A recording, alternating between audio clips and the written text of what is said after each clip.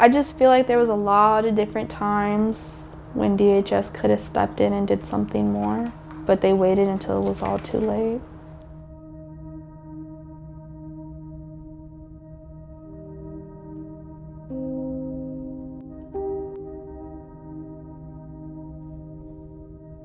I don't understand how you just let somebody keep a child if so many people are calling and reporting so many different things, but also the same things as well. I think I was 7 when I finally told my mom, and she believed me, thank God. And we went and we talked to people, but it was like nothing happened after that.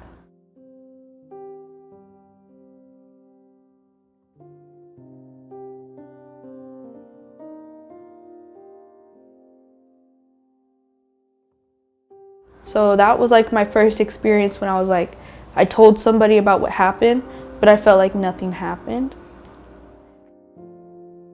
I always tell people, like, when they think of that type of concept, like human trafficking, you think of like little kids being like sent overseas, or like, you know, girls being like, you know, chained to the fence in a basement, you know, like you don't think about the girl in your local prostitution strip.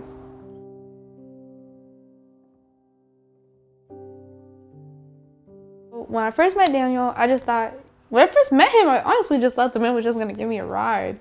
So that's when I first got introduced to like prostitution, like was through him. He had taken me a few different places to do that, but didn't feel like I had any choice. Now I'm with a little girl, so I was scared of this big ass guy putting his hands on me.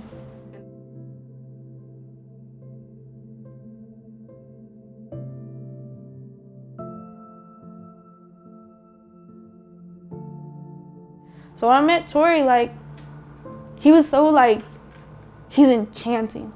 Like, when you meet him and you're talking to him, like, he has this way of portraying himself as like one of the best guys you'll ever meet. The third time I met him, I didn't have a phone, I just had a laptop. He gave me a new iPhone. I was like, oh, okay, that's really sweet of him.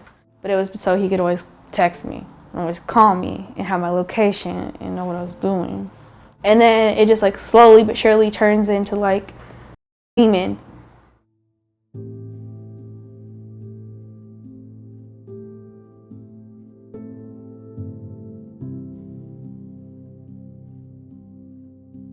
It just went from like me and him sleeping around to like him inviting his friends.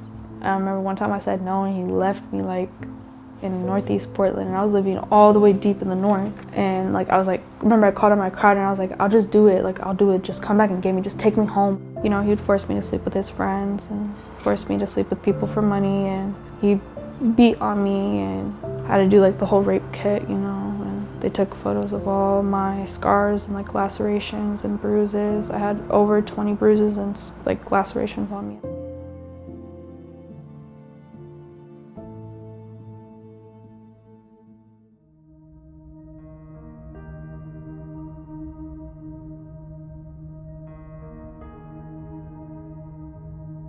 I didn't go to a bad foster home. I went to a really nice lady.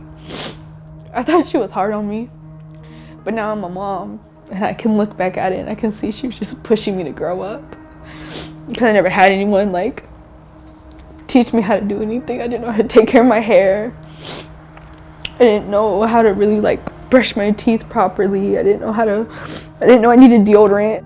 She did her best with me. She braided my hair. That was the first time I ever had my hair braided. Ever knew what products to use, taught me how to cook. She was really sweet.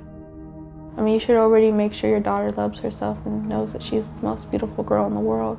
But after you get a child who has gone through traumatic things like I have, you need to work double time on that. Because if your child doesn't feel complete with themselves or happy about how they look, and you're not giving your child that reassurance, your child will go out and they will find it somewhere else.